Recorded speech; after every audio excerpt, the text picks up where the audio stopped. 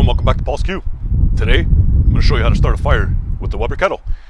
Get you going, show you the basics on how to get it fired up and going. So let's get this fire started now. First, you're going to open your lid, take your cooking grate out, place that off to the side somewhere. Sorry if it's a bit windy in the background, not sure, as it's a little bit windy here today. Next, we're going to take our chimney starter. I'm using the Royal Oak lump.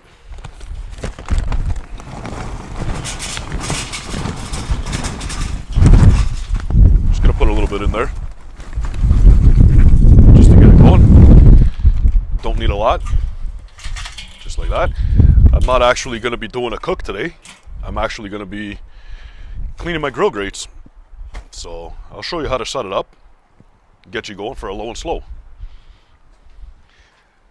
That's about all the charcoal you want, once again. Just enough to get it going. You could fill it all the way up, depending on what you're doing, how you're cooking. Let me bring you guys in and show you how we're going to light it. So now for lighting this grill, you see we have nothing inside of it. This one here actually has a propane assist, which is fairly simple. You just turn your dial here, set the charcoal to the on position, fire the igniter button, there you go. Just like that, you got it going. Now if you don't have a propane assist on yours, which some kettles don't, here's what I use. It's Weber brand lighter cubes. They're little wax cubes, such as this. You can see. I'll actually be using this today.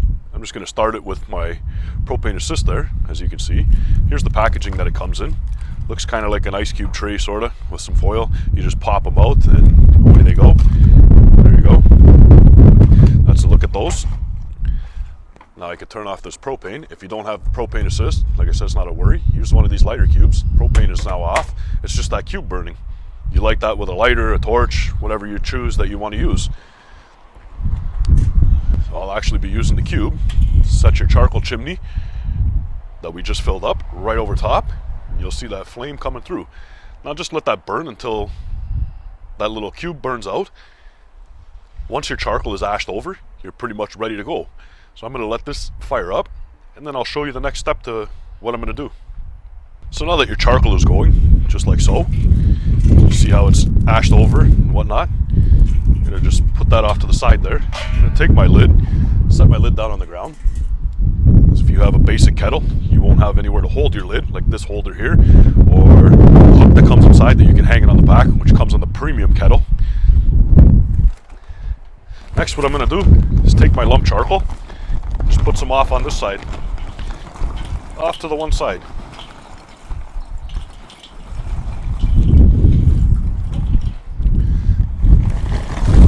Just like so. You get your charcoal over here, hold it off to the one side. Now take your chimney and just put your chimney, a little bit of coals all over. If you want to do it this way, if you wanted to, you could just set your coals off on one little corner over here and let it burn across this way if you wanted to. But for this, I'm just showing you basically what you're going to do.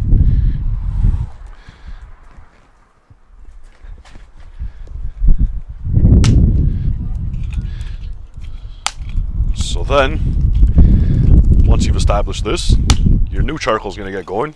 Because of the lump hardwood, you're going to get it popping like that because it's wood.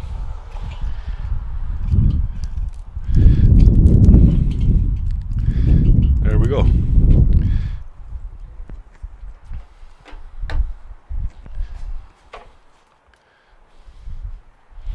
Now from here, you could add some wood chunks if you're planning on smoking something at a low and slow.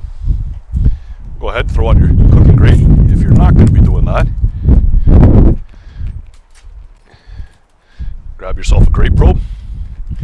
I'm just going to put it right around here, just before the hinge part, as you can see. This is my Smoke X4 that I have going today. Right here, Smoke X4. Now we're going to turn it on. On it goes. On the side here, you have your ports for your 4 channels. Oh, get in there. plug this guy into channel 1, just like that. I don't know if you guys seen that. Do it again right here in front of you. We're going to plug this into channel 1, just like so. Now you see you have a reading, 146. Open it up, and let it sit there. You can then take your transmitter, which is right here, power button, volume button, turn it on, just like so.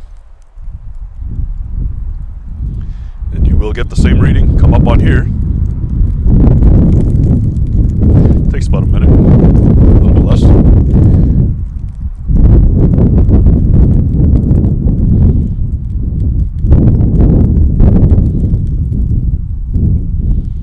You could turn your transmitter on first if you want. See, there you go, 169 we're reading.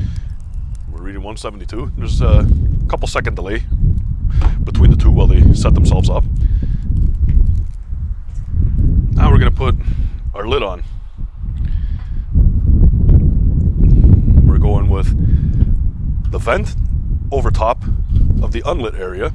I'm just going to open it all the way right now. Down on the bottom. Oh, I'll bring it for a closer look. You can see what I'm doing. So now we've got ourselves rearranged around. We got our lid open wide. Down on the bottom here, we're fully closed. So we're going to go and set it into our first position there, our 1/4 inch position, which, not 1/4 inch, but 1/4 opening of the intake damper. We're going to set it there, that we marked out in our last video. Now we're going to let the charcoal come on up to temp. As you can see here, reading at 224 right now. 223 on that one. They will match up eventually.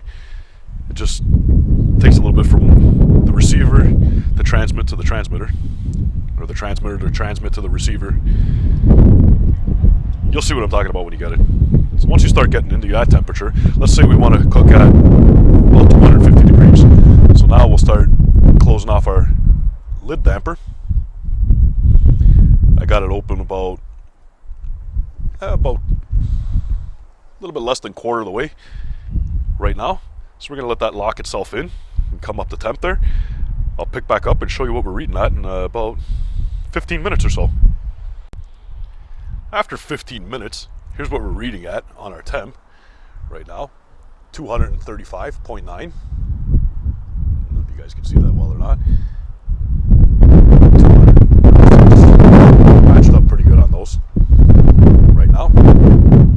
But we're not near our 250 mark, so if you wanted to get yourself into a low and slow 225, 235 range, right now I'd say you got it set for that. If you want to get into 250, I'm just going to open this top damper, top vent, half the way. Now when you're making adjustments to your vent, only use one vent. That's it. Don't mess around with both. If you're going to be leaving this one wide open and focusing on this one here in order to get the temp you want, just use one. That way you know what you're doing. Make small adjustments here and there. It'll take about 15-20 minutes for itself to settle in once you've adjusted it. Don't touch it. Just keep doing what you're doing. Make small adjustments to one vent only. That way you know for when you're using it and you start learning how to use your grill properly. You'll see where it's sitting for this temp, for that temp. Outside temperature is going to play a different factor into everything. The wind will play a different factor in the stuff. If you have no wind, if you have lots of wind like today, I apologize for the wind in the background if you have wind noise in the background. So I'm going to let this run probably another 15 minutes now, and we'll see what it's picking up at from there, now that we've opened that top vent up about halfway. We've now been about 20 minutes since we've last made an adjustment to the vent. As you can see, we're reading 273, 271, there we go, 273 on that one there as well. Now I've watched it sit at 265 for a while, then it climbed up to 275, then it slowly dropped down. Not a big deal. If you do overshoot your temperature, just make a slight adjustment on your top vent, close it down a little bit. That'll bring your temperature down. Now remember, when you're smoking things, don't be looking for a specific temperature. Oh, I gotta get 225, or I have to have it sit at 235. No. Get yourself comfortable with a range. Remember, smoking, you're 225 to 275. So somewhere in between there. Low and slow end would be 250 and lower. A little bit of a higher end on smoking is towards the 275 mark. You don't really want to go too much higher than 275 degrees if you're smoking. If you're grilling, it's different. You can go up higher, 350. Then if you want to bake, just open your vents wide open and let it fly. You'll be hitting your 400 or 500 easily, no problem. But yeah, for smoking, 225 to 275. Make slight minor adjustments to your vent. One vent only. Don't mess around with both, so you know what you've done, whether it's working or not, and go from there. So I'm going to let this go a little bit longer. And if you do smoke, say, a couple racks of ribs or a brisket, pork butt, whatever you're smoking, if you find that you didn't have enough fuel in it, not the end of the world. Here's what you're going to do. Get yourself something that you can open up right there. There we go. That's why it's got a hinged grate. Now you've got that open. You can go ahead and add more charcoal in there if you need to. If not, don't grab the vent. Don't grab the grate by your hand unless you want to burn the crap out of it. Get yourself a pair of tongs that you're going to use for your charcoal or whatnot, or a barbecue fork like I just used there. Something like that. Remember, the longer the lid's open, the more hotter and intense that fire is going to get as well. It's not like a pellet cooker where you open it, the temp drops, then it'll reestablish itself with its augers, with its control board system and whatnot. This is a live fire. You're manning the fire. So remember that. Keep the lid off. You'll get temperature spikes. Try and keep the lid closed as much as possible. If you're looking, you ain't cooking. So keep that in mind. So that pretty much wraps us up for our smoking adventure on this. You'll be able to hold your temperature steady for hours, depending on how much charcoal you've put in your grill. You can always add more if you didn't put enough. If you put too much, not the end of the world. Once your cook is done, take your meat off, shut down the top vent completely, shut down the bottom vent completely. You'll snuff out that fire. You'll have leftover coals that you can use for your next cook. I usually use my leftover ones depending on how many I have. A couple fresh ones, leftover ones on top in my chimney to start it up and get it going for the next cook. I'll put fresh charcoal down. If I do have a lot of leftover charcoal, I will leave it in there. Maybe I might add some fresh some, maybe I won't. All depends. You guys will be able to judge it better on your own. If you were doing a reverse sear on a steak you just smoked, you'd want to open your lid all the way up. Get your lid open all the way up. Open your bottom damper all the way. Let that fire come up to temp very hot. Then you'd put your steak over here and let it go. You could add a drip pan over here on this side, on your indirect side, to catch all your drippings so you have less grease and crap inside of the pit that you have to clean later as well. You could also add water to that pan. Now you've created a water pan. You don't necessarily need a water pan, but you can definitely use it if you wanted to. Water pans will keep a little bit of moisture within the pit. I'm still in debate whether it actually makes a big difference or not. I've done many cooks without it, and I've done many cooks with them. So I haven't totally formed an opinion on it yet. But that's the basics on how you're going to smoke. These kettles are forgiving. They'll hold temp for hours, like I said. That's about it. If you guys like what I'm doing here, go ahead and hit the subscribe. Give me a thumbs up. Share this with your friends. I'll see you guys all in the next one. Bye.